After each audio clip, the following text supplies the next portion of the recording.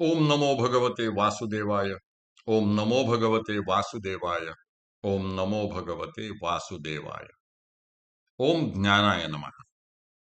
सार्थ ज्ञानेश्वरी, दिवस 224, अध्याय 10, विभूती योग. श्री गणेशाय नमः. मागा दूध दे म्हणतलिया साठी, आघविया क्षीराब्दीची करुणी वाटी. उपमन्यू पुढे धुर्जटी, ठेविली जैसी. ना तरी वैकुंठपीठ नायके, रुसला ध्रुव कवतिके. बुझाविला देऊनी भातुके, ध्रुव पदाचे.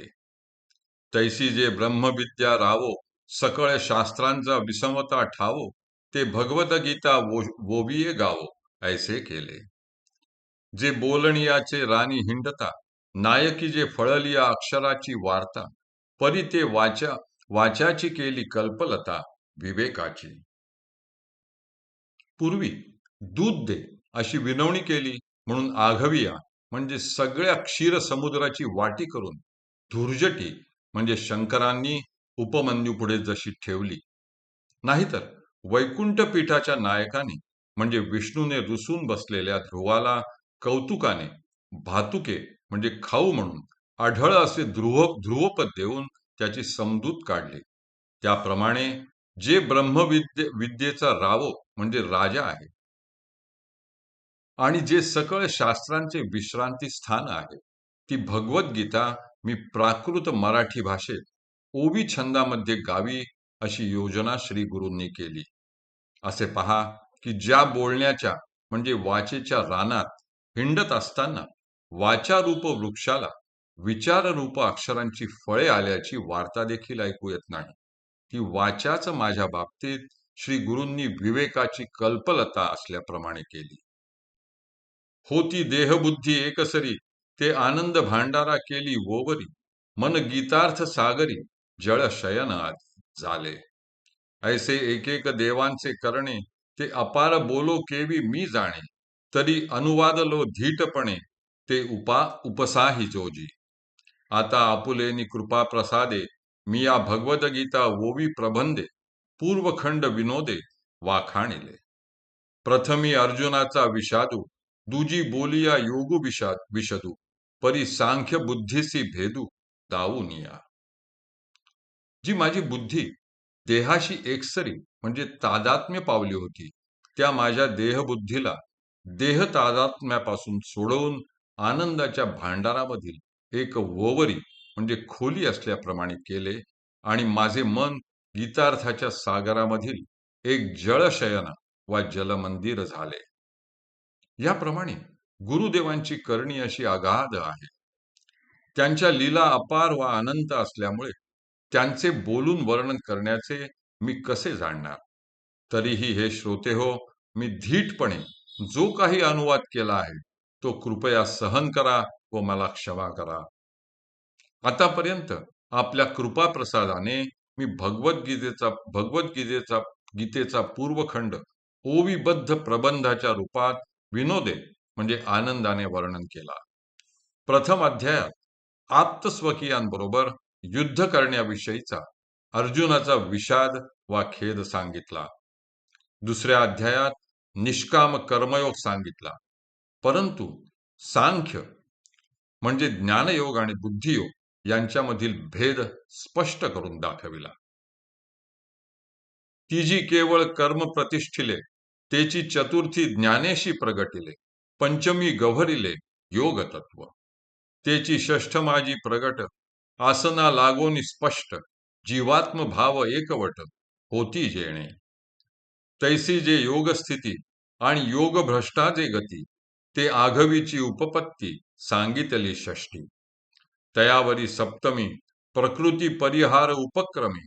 करुणी भजती जे पुरुषोत्तमी, ते बोलिले चारी. तिसऱ्या अध्यायात केवळ कर्मयोग सांगितला.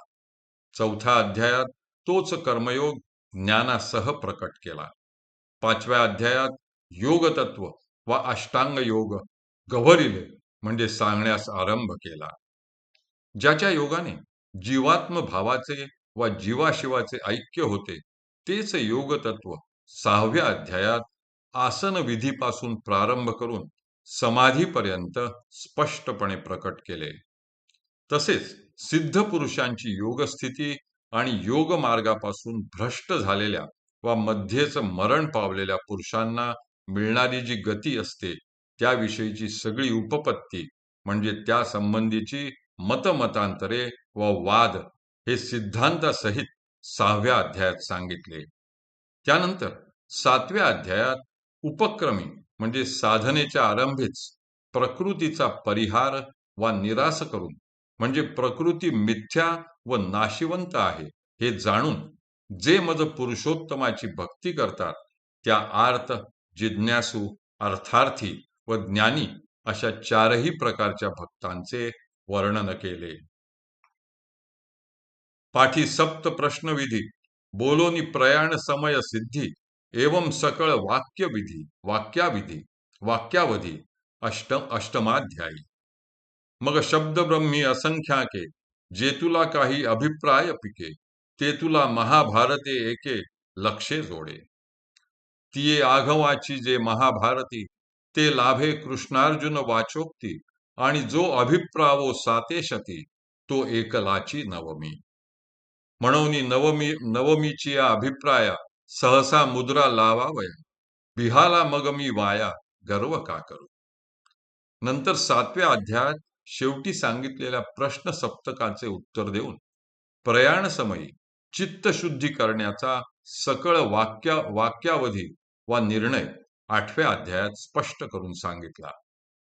मग शब्दब्रह्मी म्हणजे वेदात असंख्य श्लोकांमध्ये जेवढा काही अभिप्राय पिके म्हणजे सांगितला आहे ते तुला म्हणजे तेवढा सर्व अर्थ जो महाभारताच्या 1,00,000 श्लोकांमध्ये आणला आहे तो महाभारतातील सगळा अभिप्राय कृष्णार्जुन संवाद रूपी गीतेमध्ये प्राप्त होतो आणि गीतेच्या 7 शती म्हणजे 700 श्लोकांमध्ये जो मतितार्थ आहे तो एकटा 9व्या अध्यायात सांगितला आहे.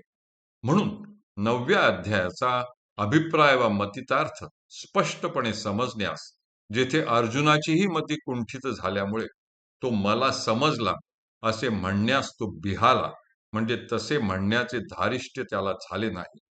मग तो स्पष्ट करून सांगण्याबद्दल मी व्यर्थ गर्व का बरे करू. हरिः ओम हरिः ओम हरिः ओम. हरये नमः हरये नमः हरये नमः.